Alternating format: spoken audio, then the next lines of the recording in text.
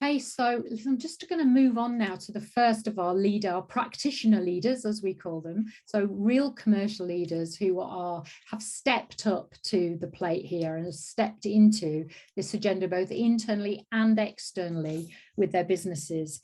And I met Nicola Watson from Muller Milk and Ingredients when she was commercial finance manager in her business.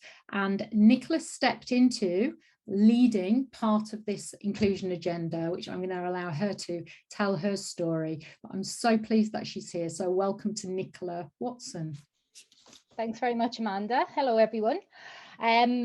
Before we get into it, I'll just give you a bit of an intro to myself. So I'm Nicola. I've worked in finance. I'm a qualified accountant. I do like to think of myself as a bit of a commercial leader, though I'm kind of a frustrated commercial person in an accountant's body. I'm a mum of two, so I've got two sons, Joel and Jacob, and I'm also a rheumatoid arthritis sufferer, and I'll come on to that a bit later on in my story. Initially, Amanda asked me just to give a bit of an overview as to how we started on the inclusion, equity and diversity agenda at Muller. And to do that, I'm going to have to go back to 2019 and tell you a bit of a story about my eldest, who at the time was 7. He got really into understanding the Muller hierarchy. So he was very interested in who is your boss, who is their boss, who's their boss. And of course he said, who's your boss? And I said, Brian. And he said, he's a boy. And I said, yes. And he said, he's not our Brian, because my husband's also called Brian, which made things quite confusing at the time. And I said, no, not our Brian. And he said, who's Brian's boss? And I said, Patrick. And he said, he's also a boy, yes. And I said, yes. And he said, who's Patrick's boss? And he went right up through the chain. And he turned to me and he said, Mummy, why are they all boys? And I was like gobsmacked. This was bedtime ritual coming from a 7-year-old. And of course, I knew that Muller was quite heavily dominated by men at that point. But for a 7-year-old to turn around and say, why are there no girls? And it was amazing. And I remember going into work and we started talking, a couple of us in the office at the time. We kind of said, yeah, what are the barriers to women progressing their careers? And we started sharing stories about what we'd come up against, things that had been said, comments about, don't you want to be home with your children? Don't you need time to do the cleaning? All that kind of unconscious bias that was creeping into conversations. And that was when we came across the idea of women in Muller. And that was kind of start of 2020. Right from the off, we decided we didn't want to be just, a group that met up and moaned. We wanted to actually drive something and change the agenda. So we spent a lot of time kind of building up what our business case would be, looking at what other companies had done, pulling together some of the metrics around increases in profitability. Obviously, you've got a finance person on it, so that was quite important. And we pulled together a case and took it to the board and said, look, we think this is really important. We also think it's important for business performance. Please, will you give us a bit of a budget, because we don't really know what we're doing. So they gave us a small budget, and that was when we met up with Amanda and engaged with Uspire. And we kind of said, we haven't got a clue what we're doing. We just know we need to do something. So we sat and worked out where we wanted to go. And initially, it was really just about opening up the conversation. We just wanted people to start talking about what could we do to help and support women through their career. And that didn't need to be that they wanted to, progress up the career ladder. Just be your best self at work. Be whatever you want to be. Don't feel constrained in any way. And I remember the start of 2021, we started talking about doing a keynote speaker event. And again, it was COVID times. It all had to be online. We didn't know what we were going to do. We didn't know how many people were going to turn up. But we put an invite out to the company and said, look, we're going to have a 2-hour event. Keynote speaker come along. Other members of the business kind of talk a little bit around their experience. In the end, we had 150 people turn up for the event. The comments that we got were phenomenal. The people just saying, thank you so much for opening up this conversation. This is a brilliant day for Muller. Can't believe that we're now doing this. I feel so engaged, so inspired. People just really, really enjoyed it. So we built from there into a kind of quarterly calendar, made sure we had an event of some sort or some kind of engagement with the business just to build a bit of momentum. We did things like newsletters, we did coffee mornings, We sent out articles, just prompting people to think a little bit around gender diversity. And we got amazing traction within the business. We managed to build an online community, which has coming up for about 250 members now. We have since continued to run the coffee mornings, which get really, really good engagement. A lot of people find them a bit more comfortable because there's only kind of 30 people or so. They're a bit more informal, a bit more relaxed. We tend to run one keynote speaker event for International Women's Day every year, which is a bigger event, which gets a lot of engagement from around the company. But we just kept things moving forward. And what we also did was kind of survey the company to find out what are people interested in with regards to gender diversity. And I'll never forget, one of the biggest topics was menopause, which I wasn't very familiar with. And I remember the board at the time said, come and talk to us about what you think we should be doing with regards to women in Muller. And saying to Amanda, oh my goodness, I'm going to have to tell a board that's predominantly full of men that they need to do more about menopause. And we did it on Teams. And I remember they said, so Nicola, what should we do? And I said, you need to talk about menopause and you need to take action on menopause. And it was a tumbleweed moment. And they kind of went, yes, okay.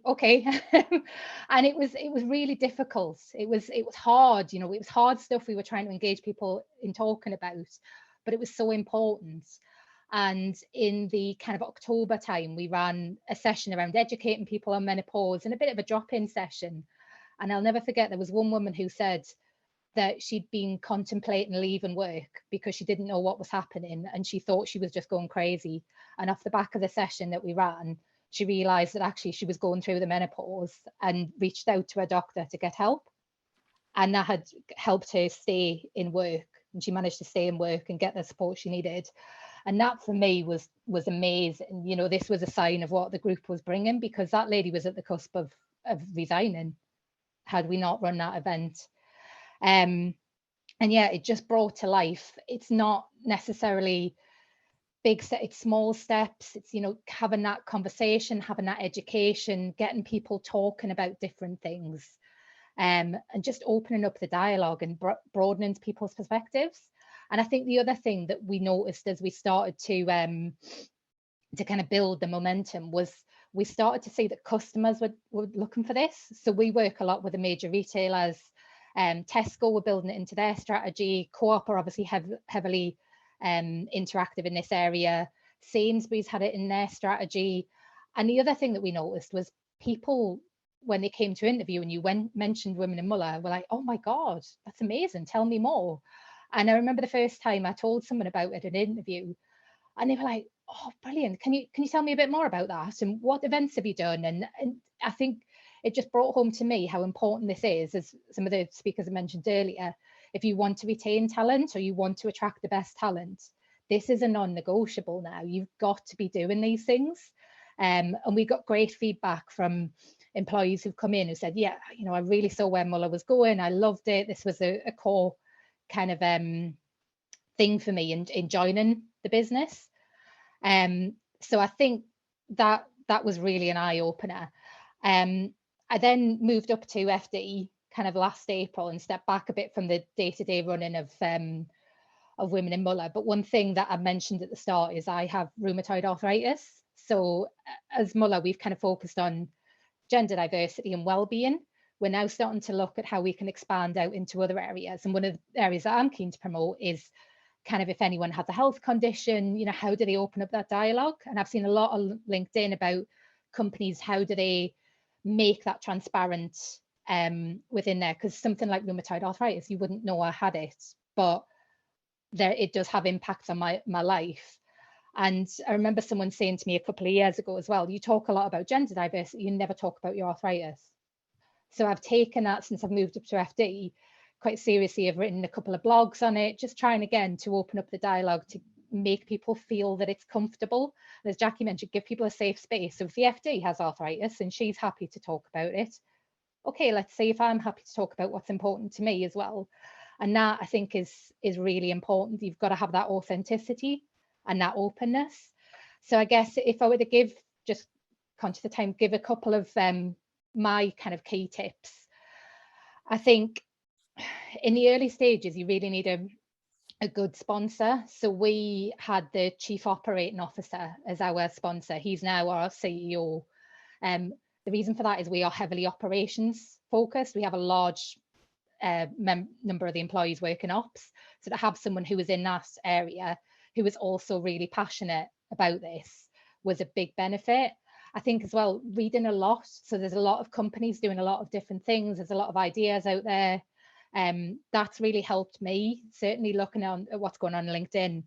And as I mentioned at the start, you're going to have to get comfortable feeling uncomfortable. Now, I know in commercial, you have to have uncomfortable conversations quite a bit, but that's really important. I mean, we got questions in the early days of why is it women in Muller and not men in Muller? What about like men and where do they come into it? As I say, people kind of asking, well, what should we do? And I was saying menopause, and they're going, oh God, no, that's not what I want to get involved in. So yeah, really get comfortable having that dialogue and challenging people's ways of thinking as well. I remember I've had to have a couple of conversations with people kind of saying, just think about, would you say that same thing to a man? And they've kind of gone, oh, no, I wouldn't actually. So you've got to really be comfortable having those challenging conversations as well and open up new dialogue. And that's it from me. Fantastic. Thanks very much, Amanda. Thank you so much, Nicola. Thank you for sharing your journey. What I absolutely love about working with Nicola is that she has role modeled this right from the start for the last 2.5 years. And I really genuinely don't think it's any coincidence that you're now on the board at Muller Milk Ingredients. So congratulations on that. Role model, and also be safe, feel safe to open up. And you will feel, you know, it is slightly uncomfortable sometimes, but you know, that's really, really important. So thank you.